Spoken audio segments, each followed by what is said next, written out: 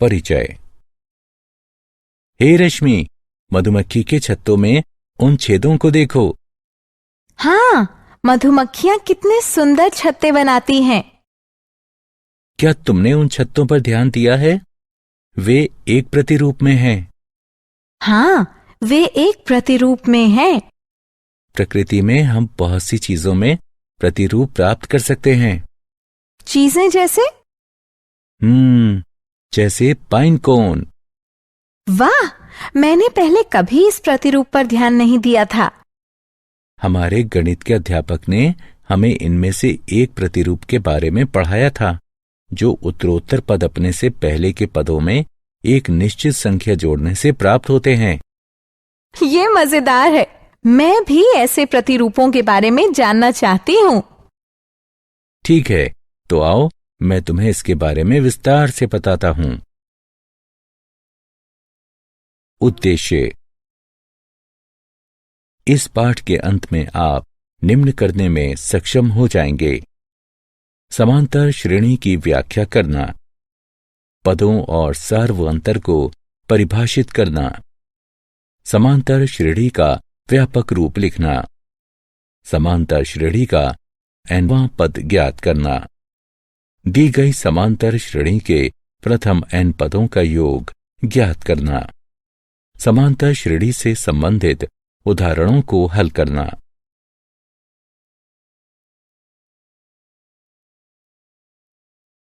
परिभाषा।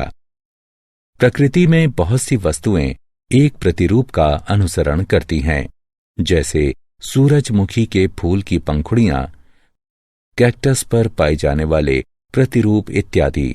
समांतर श्रेणी इस प्रकार के प्रतिरूपों का अध्ययन है। समांतर श्रेणी को समांतर श्रृंखला भी कहा जा सकता है। समांतर श्रेणी के बारे में बात करने से पहले आइए जान लें कि श्रृंखला क्या होती है। श्रृंखला उन संख्याओं का समूह होती है जो एक निश्चित प्रारूप का अनुसरण करते हैं। हम श्रृंखला की प्रत्येक संख्या को पद कहते हैं। श्रृंखला के इन उदाहरणों को देखिए। यह पहला पद है, यह दूसरा पद है, यह तीसरा पद है, और इसी तरह आगे भी। एक समांतर श्रेणी संख्याओं की एक ऐसी सूची है जिसमें प्रत्येक पद अपने पहले पद के अतिरिक्त अपने पद में एक निश्चित संख्या जोड़ने पर प्राप्त होता है। यह निश्चित संख्या AP का सार्व अंतर कहलाती है। इस श्रृंखला को देखिए। हम देख सकते हैं कि यहां सार्व अंतर 3 है। व्यापक रूप से हम एक समांतर श्रृंखला को निम्न प्रकार लिख सकते हैं, जहां A पहला पद है और D पदों के बीच का अंतर, जिसे सार्व अंतर कहते हैं। इस उदाहरण को देखो। हम देख सकते हैं कि इस श्रृंखला में प्रत्येक पद में 3 का अंतर है, अतः 1 बराबर 1 यानी पहला पद, और D बराबर 3 यानी पदों के बीच सार्व अंतर। A और D के प्रयोग से श्रृंखला का निर्माण करें। हम जानते हैं कि AP A जमा D, A जमा 2D, A जमा 3D आदि है। A और D का मान रखने पर हमें प्राप्त होता है 1 जमा 3, 1 जमा 2 गुणा 3, 1 जमा 3 गुणा 3 आदि, जिससे श्रृंखला 1, 4, 7, 10 आदि प्राप्त होती है। समांतर श्रेणियां 2 प्रकार की होती हैं: परिमित समांतर श्रेणियां और अपरिमित समांतर श्रेणियां। वह समांतर श्रेणी जिसमें पदों की संख्या परिमित होती है या जिसमें एक अंतिम पद होता है, उसे परिमित समांतर श्रेणी कहते हैं। और समांतर श्रेणी जिसमें पदों की संख्या अपरिमित होती है या जिसमें कोई अंतिम पद नहीं होता, उसे अपरिमित समांतर श्रेणी कहते हैं। यहां अपरिमित समांतर श्रेणियों के कुछ उदाहरण हैं। अब इस श्रृंखला को देखिए। क्या आप सार्व अंतर बता सकते हैं? हाँ, आप सही हैं। इसका सार्व अंतर ऋण 3 है। सामान्यतः एक AP, A1, A2 आदि के लिए हमारे पास एक D बराबर AK जमा 1 ऋण AK होता है, जहां AK जमा 1 और AK क्रमशः K जमा 1वां और Kवां पद होते हैं।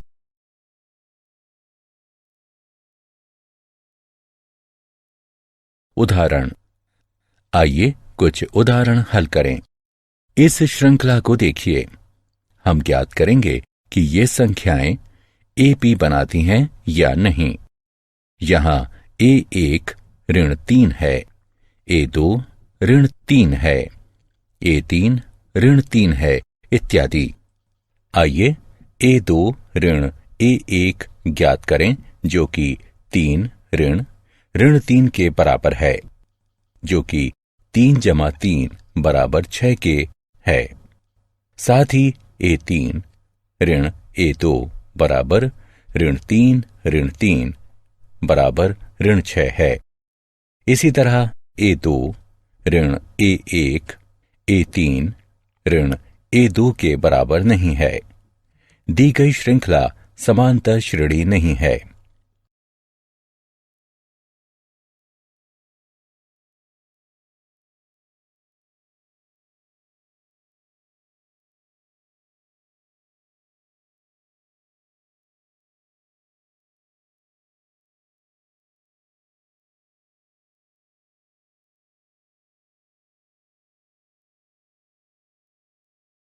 एक AP का nवां पद।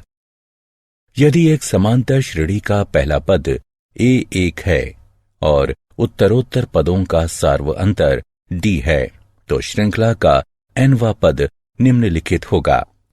हम जानते हैं कि इसे AP का व्यापक पद AN कहते हैं। यदि AP में M पद हैं, तो AM अंतिम पद को निरूपित करता है, जिसे कई बार L से भी निरूपित करते हैं। आइए अब nवां पद के सूत्र के प्रयोग से दी गई AP का 8वां पद ज्ञात करें। यहां A बराबर 2, D बराबर 7, घटा 2 बराबर 5 और N बराबर 8 है। हम जानते हैं कि AN बराबर A जमा N घटा 1 D। अतः A8 बराबर 2 जमा 8 ऋण 1 गुणा 5 बराबर 2 जमा 35 बराबर 37। अतः दी गई AP का 8वां पद 37 है।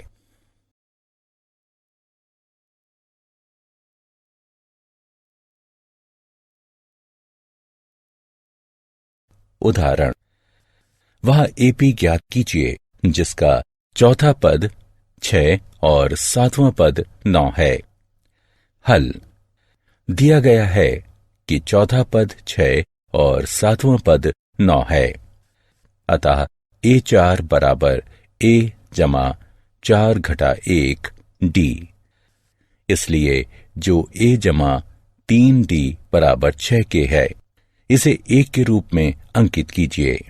और A7 बराबर A जमा 7 ऋण 1 D, जो कि A जमा 6D बराबर 9 के है, इसे 2 के रूप में अंकित कीजिए। अब रैखिक समीकरण युग्म 1 और 2 को हल करने पर हमें प्राप्त होता है A बराबर 3 और D बराबर 1। अतः वांछित AP 3, 4, 5, 6, 7 है।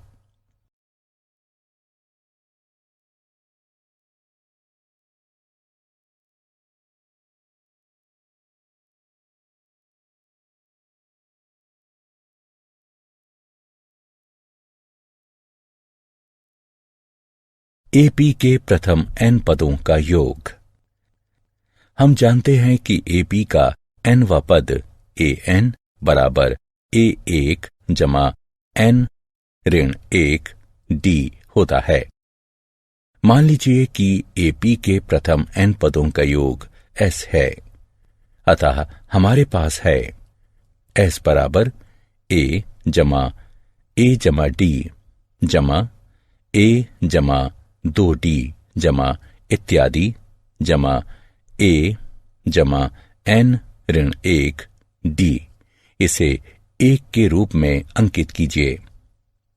अब हम इन पदों को उल्टे क्रम में लिखेंगे, अतः हमें प्राप्त हुआ S बराबर A जमा n ऋण 1 D जमा A जमा n ऋण 2 D जमा इत्यादि जमा A जमा D जमा A। इसे 2 के रूप में अंकित कीजिए। अब 1 और 2 का योग करने पर हमें निम्न प्राप्त होगा। ये AP के प्रथम n पदों का योग है। इसे हम निम्न रूप में भी लिख सकते हैं। हम जानते हैं कि A जमा n ऋण 1 D AN है, अतः S हो जाता है n बटे 2 गुणा A जमा AN। हम अंतिम पद AN को L के रूप में भी लिख सकते हैं, अतः S हो जाता है n बटे 2 गुणा A जमा L। हम इस परिणाम का प्रयोग उस समय कर सकते हैं जब AP का प्रथम और अंतिम पद ज्ञात हो और सार्व अंतर ज्ञात नहीं हो।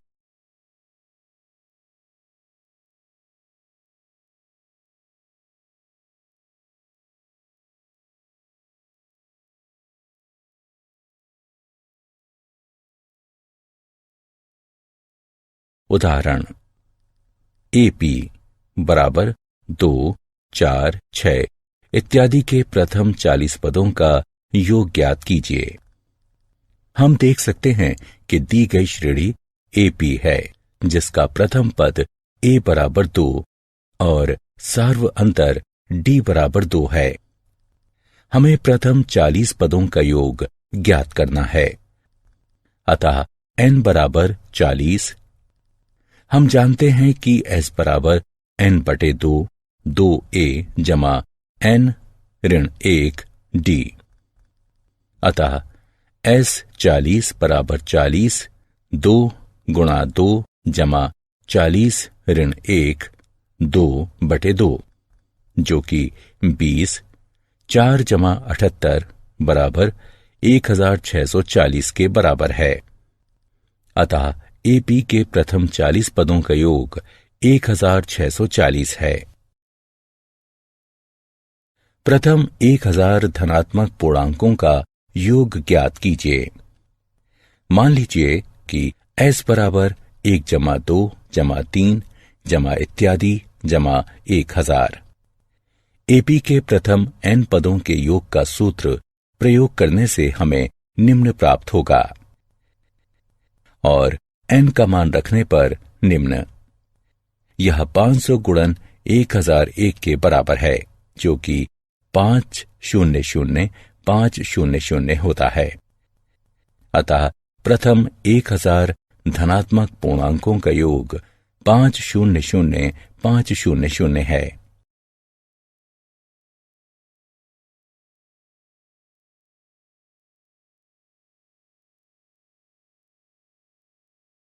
प्रथम n धनात्मक पूर्णांकों का योग ज्ञात कीजिए। मान लीजिए कि Sn बराबर 1 जमा 2 जमा 3 जमा इत्यादि जमा n। हम देख सकते हैं कि A बराबर 1 और अंतिम पद Ln है, अतः सूत्र Sn बराबर n बटे 2 गुणा A जमा L का प्रयोग करते हुए हमें निम्न प्राप्त होगा। अतः प्रथम n धनात्मक पूर्णांकों का योग Sn बराबर n गुणा n जमा 1 बटे 2 होगा।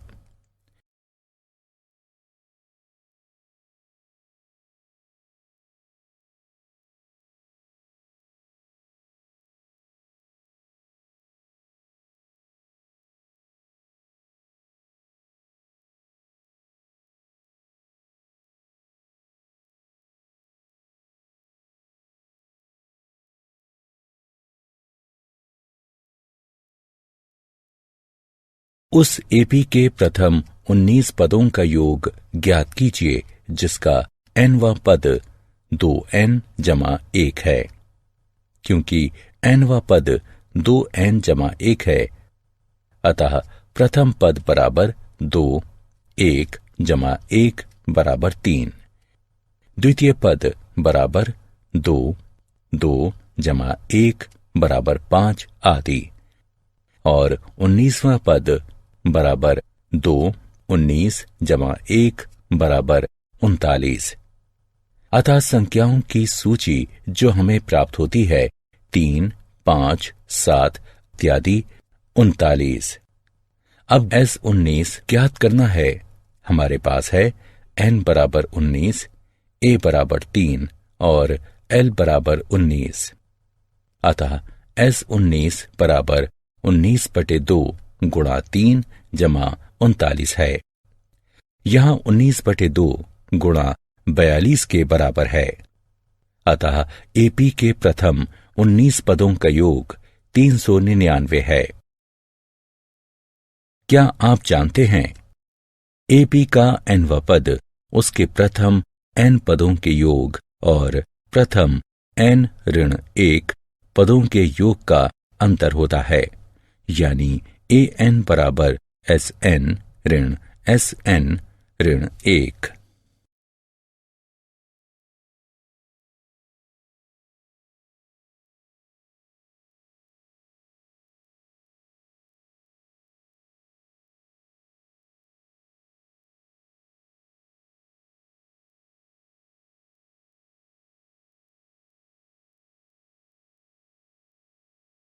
सारांश। आइए हमने जो कुछ सीखा है उसे संक्षेप में दोहराएं। एक समांतर श्रेणी संख्याओं की एक ऐसी सूची है जिसमें प्रत्येक पद अपने पहले पद के अतिरिक्त अपने पद में एक निश्चित संख्या जोड़ने पर प्राप्त होता है। निश्चित संख्या d को सार्व अंतर कहते हैं। एपी का व्यापक रूप a जमा d, a जमा 2d, a जमा 3d आदि होता है। एक एपी जिसका प्रथम पद a और सार्व अंतर d हो, उसका nवां पद या व्यापक पद an बराबर a जमा n-1 d होता है। एपी के प्रथम n पदों का योग निम्न होता है। यदि l परिमित एपी का अंतिम पद यानी nवां पद है तो एपी के सभी पदों का योग निम्न होता है।